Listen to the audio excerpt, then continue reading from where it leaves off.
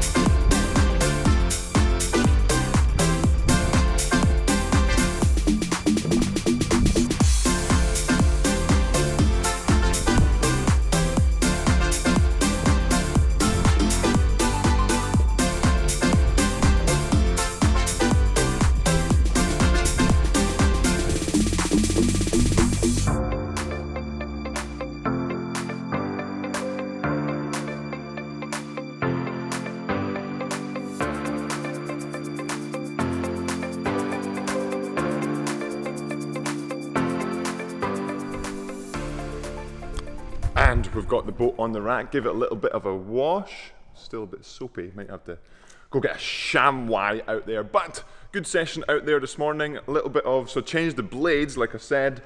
The blades, or the oars, for those of you that don't know, there can be many different types. And today I used a different type. Still Smoothie 2s for those of you that are interested, but with not the vortex edge.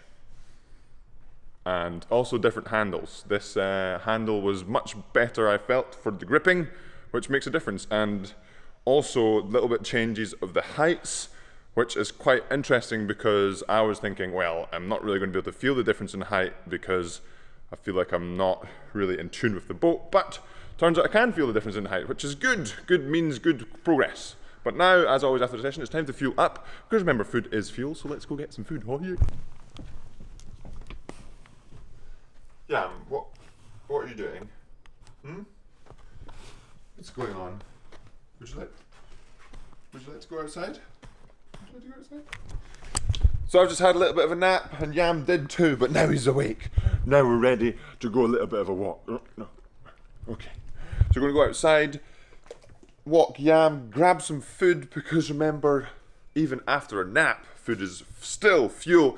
And then something interesting again from the watch, tied to heart rate, that you probably already know from the title. It's about resting heart rate. So we're going to go out a little walk with Yam. So let's see a little bit of a montage with Yam. Oh yeah.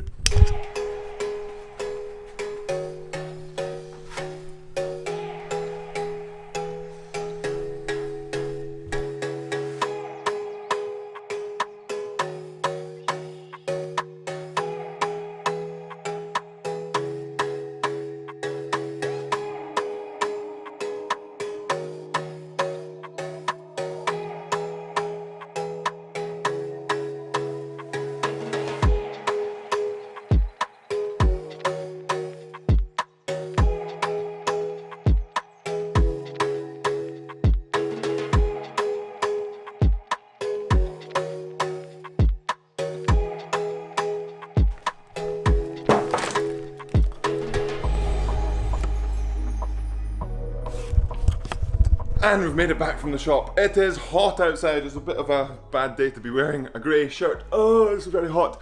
But picked up just a little bit of some for dinner. Chicken, chili jam, they're muffins, sugar snap peas, and some noodles. Gonna make some sweet and sour sticky chicken food. But the muffins are not for me, unfortunately or fortunately, depending on how you look at it, even though it might be easy to eat these. So how much are these? 364 calories per 100 grams. How many grams are in here? Probably like a kilo in here. I'm so sweaty. But I prefer not to eat the cakes too often. Oh, I forgot bananas. I knew I forgot something. But I'm going to go downstairs, have a little bit of a chat about the heart rates, and hopefully also have improved the lighting a little bit. Oh, yeah. And we've made it downstairs, we've dried off the t-shirt, we've chilled out, we've relaxed, and hopefully there's a little bit of a difference in the lighting situation, because previously over the last few days I've been struggling to edit the footage to make it bright enough and not like wash out a lot of the footage. So let me know in the comments below if you can tell. Let me know in the comments below if you'd like a little tour of the setup. I'll show you the lights just now. So there's one right here. Very good, wash that out. And then one right over here as well behind me, pointing up to the wall to try and get rid of some shadows. So again, let me know in the comments below if you'd like to see a little bit of a setup, whether it's down to GoPros, cameras, computers, lights, whatever it is. But we're talking about heart rate today. So I've got my heart rate watch on and it's been tracking my heart rate 24/7. And a lot of people ask, what should your heart rate be when you're an athlete? Should it be really low? Should it be high? What is good for an athlete? Well, for me, hopefully you'll be able to see this and it focuses on there. I'll just have to turn my wrist. It says 135 maximum, so that was during the row, minimum 43, and minimum during sleep 39. So 39 as a minimum is quite low, and the average for sort of the general population is in the band of 60 to 100. And so, is there something wrong with my heart being below that average? Well, not really. Why is my heart rate that much lower than the average of 60 to 100? Well, there's a few different things that come into play in that, and that's come into play with you as well, determining your resting or your heart rate bands. There's a level of fitness, because when you do more cardio, when you do more training, your heart becomes stronger, becomes thicker, because it's a muscle. The more you work it, the stronger it gets, very simply.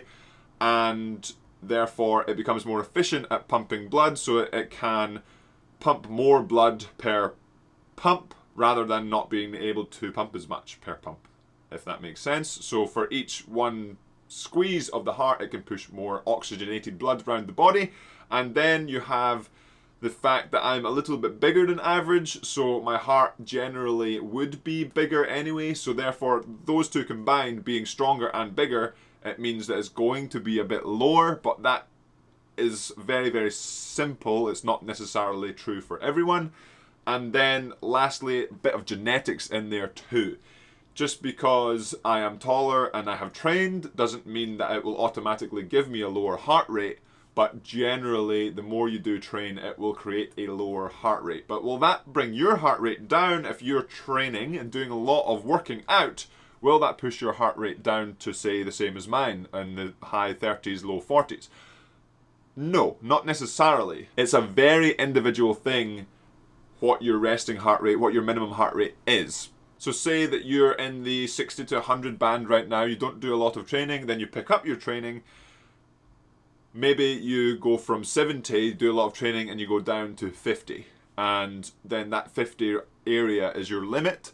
Maybe you can keep pushing it down, but generally, like I said, it's quite a lot to do with genetics. So there is generally a level where you kind of sit around. So the lowest I've ever seen my heart rate at while awake is 36. And I feel fitter and stronger now than I did then, when I did that was a few years ago now. So I would say my genetic limit would be around sort of 35. But for you, it might be lower. It also might be higher. And that's why it's quite a confusing thing when someone might say, well, my resting heart rate's 40 and I'm super fit. And then someone else says, well, my resting heart rate's 60 and I can do a faster 5K run, or I can do a faster 2K erg, or I can do a faster 100-meter swim. It's not all about that low heart rate. It doesn't necessarily mean you're going to be the fittest and the strongest and the fastest. Generally, there is a tie-in with, yes, lower heart rate individuals probably will be fitter, but it's not always the case. So that will be it for today's episode, Jam Squad. A little bit of a chat about heart rate. Let me know in the comments below what your resting heart rate is. Is it lower than mine? Is it higher than mine? Is there a number you're looking to try and hit? Maybe it's within a few beats of where you're at just now, or maybe you're thinking your heart rate is super high and you're wondering why. But if you are wondering that, remember I am not an expert in the field, and if you're concerned about your heart rate, try and speak to a doctor on that case, because maybe there is something that you can do outside of training really hard to push your heart rate down. Maybe there is something you can look at that could reduce your heart rate. But as always, Jam Squad, remember to subscribe if you haven't already, hit that like button, and I will see you tomorrow for another episode. We've passed hump day now and we're going into Thursday. Oh yeah!